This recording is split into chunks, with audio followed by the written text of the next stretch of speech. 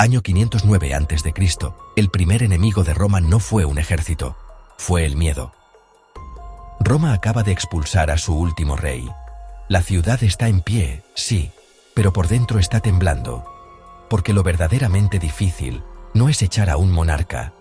Lo difícil es evitar que alguien vuelva a ocupar ese lugar, aunque ya no exista corona. Y en los primeros días de la República, ese peligro no llega solo desde el exterior. Está dentro. Está en la forma en que Roma mira a sus propios líderes. Está en el susurro que se extiende por el foro, cuando alguien acumula demasiado poder, o cuando el pueblo cree que lo está acumulando. En ese instante, aparece un nombre que parece inventado para una historia moderna: Publio Valerio, el hombre al que llamarán Publícola, amigo del pueblo. Porque Publícola no salvó la República con una espada. La salvó entendiendo una regla que Roma aprenderá a golpes durante siglos. En una república, el poder no solo tiene que ser real, también tiene que parecer legítimo. La caída de la monarquía no trae paz, trae un vacío. Y los vacíos políticos son peligrosos porque se llenan rápido, con ambición, con violencia o con nostalgia. Muchos romanos celebran la expulsión de Tarquinio el Soberbio, sí, pero otros sienten vértigo. Porque un rey era opresión, pero también era un centro, un punto fijo, un orden, aunque fuera injusto. La república nace como un experimento frágil. 2 cónsules al mando, mandato limitado, equilibrio entre instituciones. Una promesa: nadie volverá a ser rey. Pero esa promesa no basta cuando la ciudad está rodeada de enemigos y llena de tensiones internas. La aristocracia teme al pueblo. El pueblo teme a la aristocracia, y ambos temen el regreso del pasado. En medio de esa inestabilidad aparece Publio Valerio, un aristócrata, sí, pero parte del grupo que impulsa el nuevo régimen. No es un outsider, no es un rebelde popular, es uno de esos hombres capaces de moverse en el núcleo duro del poder, en los pasillos donde se deciden las cosas antes de que el pueblo las escuche. Pero precisamente por eso, por su capacidad y su ambición, se convierte en un personaje perfecto para el conflicto que está a punto de estallar. Porque en una Roma traumatizada por la monarquía, el talento puede parecer sospechoso, y la eficacia puede confundirse con tiranía. La tradición coloca a Lucio Junio Bruto como uno de los grandes fundadores. Un nombre que en Roma representa una idea: la libertad por encima de la sangre, incluso por encima de la familia. Pero Bruto muere pronto en la guerra contra los tarquinios que intentan restaurar la monarquía, en la batalla de la Silva Arsia, y la república todavía no ha demostrado que puede sostenerse. Y con Bruto fuera, el equilibrio inicial se rompe. Roma se queda sin una de sus columnas simbólicas, y de pronto el peso del poder recae con más fuerza sobre los que quedan. Pero si alguien aprovecha ese vacío para elevarse demasiado, todo se viene abajo. Ahí es cuando Publio Valerio pasa al centro del escenario. Y lo hace con determinación. Gobierna, actúa, toma decisiones, ordena. Roma necesita dirección, y él parece capaz de dársela. Pero esa misma firmeza en una ciudad recién liberada se interpreta de 2 maneras: como seguridad o como amenaza. La sospecha se instala lentamente. Los romanos empiezan a hablar. Empiezan a mirar hacia arriba, hacia las alturas, hacia el símbolo más antiguo del poder absoluto. Un hombre que domina la ciudad desde una posición elevada. Y entonces, la tradición añade un detalle que, real o no, define el momento. Se dice que Valerio está construyendo una casa en lo alto, como si quisiera mirarlo todo desde arriba, como si quisiera colocarse por encima. En Roma, eso es dinamita, porque el pueblo no necesita pruebas para tener miedo. Solo necesita una imagen, y la imagen es clara. ¿Hemos expulsado a un rey para ver nacer otro?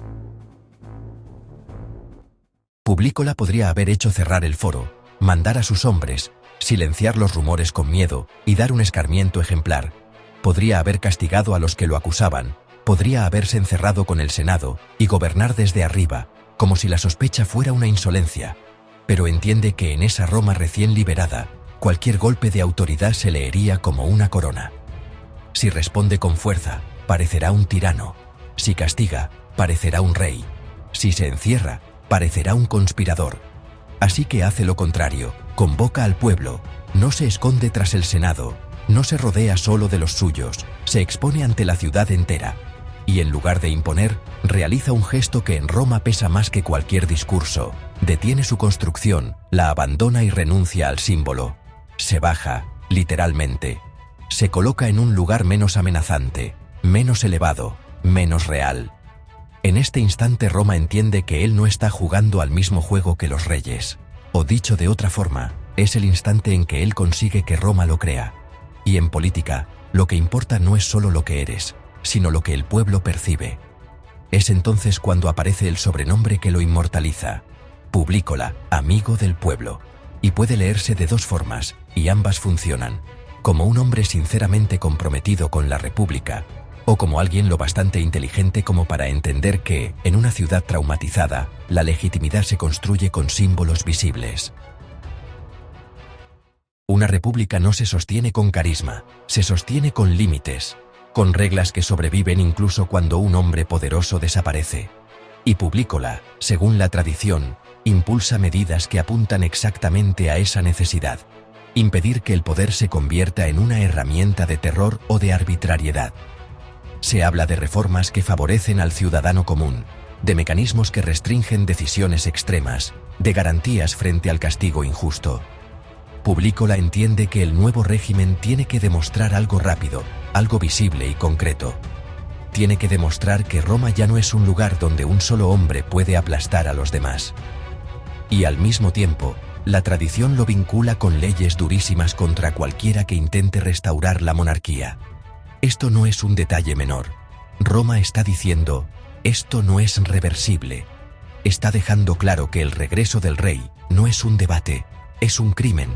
Pero mientras Roma se ordena por dentro, el mundo exterior no espera. Los enemigos huelen la fragilidad. Y la República, todavía joven, se enfrenta al otro gran miedo: el miedo de ser destruida antes de consolidarse. Y entonces llega la prueba épica. Los tarquinios buscan un brazo más fuerte que el suyo. Lars Porsena, caudillo de la ciudad etrusca de Clusium. La tradición lo presenta avanzando hacia Roma en nombre de los tarquinios, con el objetivo de obligar a la ciudad a retroceder, borrar la palabra república, antes de que se convierta en costumbre. El golpe inicial es brutal. Porsena toma el janículo por sorpresa, y desde esa altura, Roma entiende lo que significa estar al borde del abismo. No es una guerra lejana, es el enemigo encima, respirando sobre el Tíber. Los romanos intentan frenar el cruce, y el relato legendario pero potentísimo convierte el puente Sublicio en una escena de supervivencia. Si el puente cae, la ciudad queda abierta. Pero Porsena no se conforma con un asalto. Cambia la espada por el hambre, levanta campamento, domina el entorno, manda barcas para controlar el río y convierte el campo romano en una trampa. Cosechas retiradas, ganado encerrado, salidas peligrosas, bloqueo. Y aquí Publícola deja de ser un nombre en los decretos para convertirse en una pieza de guerra. Según Livio, Valerio busca el momento exacto para golpear cuando los etruscos se dispersan saqueando. Prepara emboscadas, coordina salidas simultáneas por distintas puertas y corta retiradas cuando el enemigo se confía. Es la clase de mando que no brilla con un solo golpe, sino con decisiones frías bajo presión. Roma necesita romper el hechizo, y la tradición encadena sus episodios más famosos: Mutio, la audacia, los rehenes, la figura de Cloelia, no solo como hazañas, sino como mensaje: no pueden doblegarnos. En ese tablero, Publícola aparece implicado en el coste real del pacto. Se entregan rehenes, y entre ellos, según Dionisio y Plutarco, está Valeria, hija de Publícola. No es una metáfora, es su propia casa pagando el precio de la supervivencia de la República. ¿Y cómo termina? No con una entrada triunfal en Roma, sino con algo más interesante para una historia republicana. Termina con negociación desde una posición de necesidad. Porsena intenta empujar la restauración de los tarquinios, pero Roma se niega, y aún así acepta condiciones duras para que el enemigo se retire del janículo. devolver tierras a los vellentes y entregar rehenes para que la guarnición se retire. Es, en esencia, una rendición que no entrega lo esencial. Roma cede en el mapa, pero no devuelve el trono. Y cuando Porsena se retira, la República aprende una lección que no aparece en los discursos, pero queda grabada para siempre.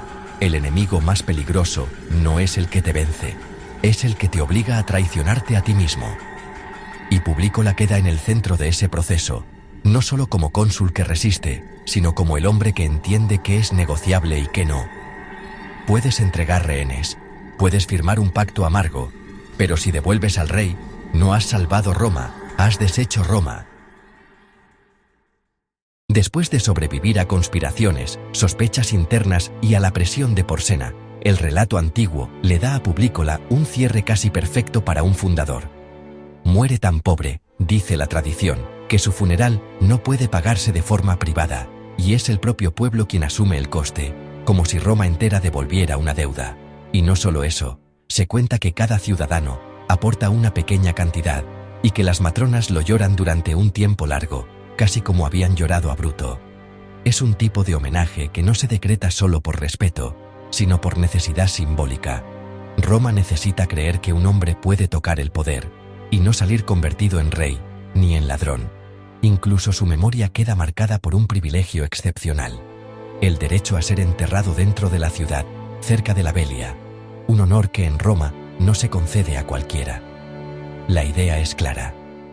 Publícola no es solo un político, es una pieza del mito fundacional, una prueba viviente de que la República puede crear autoridad sin coronas. Publio Valerio Publícola es recordado por entender que una república se rompe por dentro antes de caer por fuera.